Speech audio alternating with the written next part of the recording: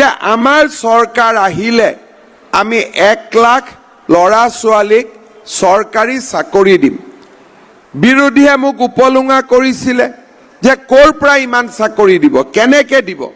কিন্তু আজি আপোনালোকে দেখিলে যে মই 5 বছৰ নহওঁতে 2.5 বছৰৰ ভিতৰতে 1 লাখ ল'ৰা ছোৱালীক চৰকাৰী চাকৰি দিলোঁ। এতিয়া মোক ল'ৰাবিলাকে আহিলে সোধে যে দাদা পুলিচৰ দৌৰা কেতিয়া হ'ব আকৌ।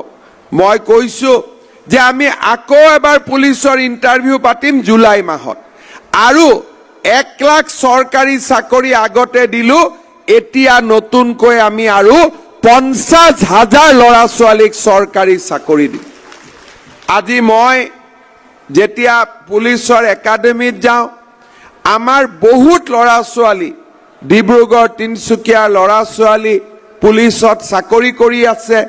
সুধিলে কয় যে ক'তো 1 টকা পইচা দিয়া নাই, আমি বিনা পইচাত চৰকাৰী চাকৰি পাইছোঁ।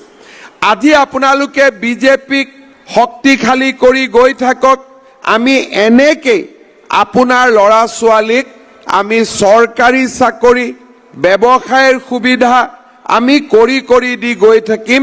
কোনো দালালক 1 টকাও ঘোষ দিব নালাগে।